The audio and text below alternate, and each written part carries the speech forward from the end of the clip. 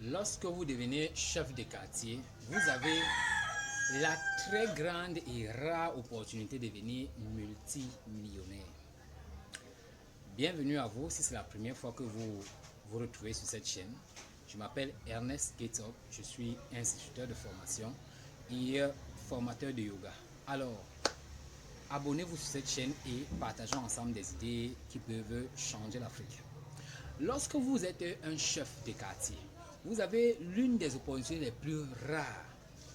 Vous n'êtes pas seulement chef pour régner, je dis bien chef de quartier, c'est-à-dire les chefs des quartiers dans des villes comme Douala, Yaoundé ou même dans les villages ont une superbe chance, c'est qu'ils peuvent devenir très riches. Mais en quoi faisant?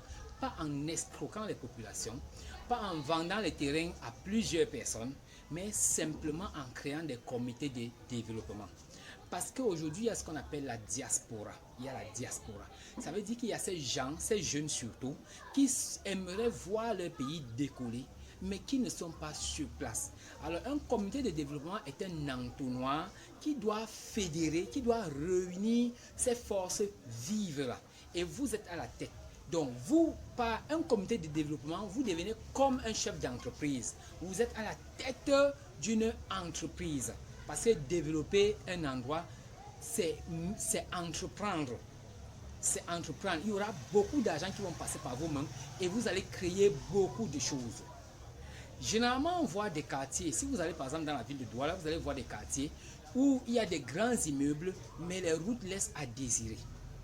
Il suffit tout simplement que le chef de quartier décide de mettre sur pied un véritable comité de développement. Tous ces multimillionnaires qui ont construit des immeubles, je vous assure, ils vont investir dans ce comité de développement. Vous êtes d'accord avec moi que si nous prenons des jeunes pour faire des petits travaux, on doit les rémunérer. Et qui est à la tête de ces travaux? Un président du comité de développement qui a également à sa tête un chef de quartier. Le chef de quartier aussi peut devenir président du comité de développement s'il travaille bien et s'il est voté pour cela. Parce qu'il faut bien qu'on vote le président du comité de développement. On peut même voter un de ces multimillionnaires qui a construit des immeubles et il utilise donc comme directeur des travaux le chef de quartier, qui devra pour cela également toucher quelque chose. Mais c'est regrettable de voir que dans la ville de Douala, par exemple, nous avons des grands quartiers comme Lokpom, comme Santa Barbara, comme des quartiers en plein essor comme Lundi, mais où malheureusement on voit entre des grands immeubles des routes pleines de nids d'éléphants, des nids de phacochères, des nids de tout, des gros, sans caniveau, sans rien, et puis l'eau va venir couper la route, et puis ça ne va rien dire à personne, il y a des inondations par-ci, il y a des inondations par-là. Certains pensent que c'est le travail de l'État, mais l'État c'est qui? L'État c'est vous, l'État c'est moi. L'État c'est nous tous. Bien qu'il y ait des autorités d'État, mais l'État c'est encore nous tous. Alors si nous mettons la main à la pâte, ça devient facile pour une autorité d'État de coordonner notre travail. Alors donc les chefs de quartier ne doivent plus croupir dans la misère chez nous en comptant peut-être sur un petit argent qu'on leur donne à la fin du mois. Ça ne reflète pas l'autorité. C'est pour qu'ils ne meurent pas par exemple de faim si je ne me trompe pas. Mais alors ils pouvaient rouler au-dessus des fortunes parce que en mettant un comité visionnaire sur place, un comité de développement, on peut aller jusqu'à créer des entreprises pour la collectivité du quartier. Créer des entreprises, commençons par des petites choses. On peut mettre sur pied une laverie avec des retombées, par exemple, qu'on a eu sur un travail. Ah oui, on peut créer des petites entreprises pour que ces entreprises génèrent de l'argent afin qu'on puisse maintenant investir dans le quartier. Et je pense que la diaspora sera d'accord avec vous. Chaque quartier a au moins, dans chaque quartier, on peut manquer de trouver au moins 5 personnes qui sont riches. Ces 5 personnes nantis peuvent parler aux jeunes de ce quartier qui se trouvent par exemple hors du pays, qui se trouvent être des fonctionnaires, et fédérer ainsi de grandes forces vives qui vont investir pour le quartier. Pour qu'on crée par exemple une entreprise, une coopérative pour le quartier. Cette coopérative va générer de l'argent et dites-vous que tous ces gens qui travaillent pour la coopérative doivent avoir quelque chose. Donc, il est important, un chef de quartier ne doit pas croiser ses mains et rester tranquille et attendre 50 000 ou 100 000 francs à la fin du mois. Il doit devenir un directeur d'entreprise, un chef d'entreprise. parce qu'il entreprend pour le développement de son quartier. Et ne comptons même pas le fait que les gens vont lui faire des gratifications parce qu'on va voir qu'il travaille bien. Ne comptons pas cela. Donc, nos chefs de quartier, c'est des gens qui dorment sur des millions. Quand vous avez dans votre quartier des gens qui ont construit des immeubles R+5, R+7, dites-vous en réalité que vous êtes déjà riche parce que vous ne pouvez pas encadrer 4, 5, 6, 10 riches sans vous-même devenir un riche. En devenant leur ami, vous allez avancer dans la vie. Mais soyez honnête, faites un travail honnête, vous allez vous remarquer par là. Vous allez vous remarquer par là et vous allez commencer à être invité dans des grands milieux. On va vous remercier pour le bon travail que vous faites. On va vous faire des gratifications. Il y aura beaucoup de choses qui vont passer par vous parce que les gens vont remarquer que vous êtes un homme de confiance. Vous êtes un homme entreprenant. Ils vont vous confier beaucoup de travaux, peut-être même les travaux de leurs immeubles pendant qu'ils ne sont pas là, pour que malgré tout, vous supervisez ces travaux. Vous voyez, un chantier est là, un chantier peut-être R+10, le chef chantier est là et tout le monde est là. Et on demande par exemple au père du quartier, le chef du quartier, de veiller, d'avoir un œil pour voir si les choses se passent normalement. Vous allez gagner pour cela. Beaucoup de nos chefs de quartier sont dans la misère, nos autorités traditionnelles sont dans la misère, et puis ils passent leur temps à vendre et revendre des terrains pour risquer la prison, alors qu'ils ont la manne qui peut tomber sur eux et peut-être les engloutir même d'argent.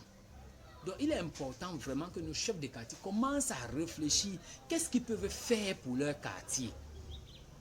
Chaque quartier devrait avoir des comités de développement. Les comités de développement devraient même être stratifiés. On doit avoir des comités juniors. On doit avoir des comités ordinaires, des comités seniors, des comités de développement même de femmes. Tout cela permet l'essor. On doit avoir des coopératives, des petites entreprises qu'on a créées et qui appartiennent au quartier. On doit avoir des... Il y a des espaces dans des quartiers. Mais on fait vite de les vendre. Et pourtant, ces espaces-là, on peut les louer. On peut les louer tout le temps. À un prix, bien sûr, pas trop cher.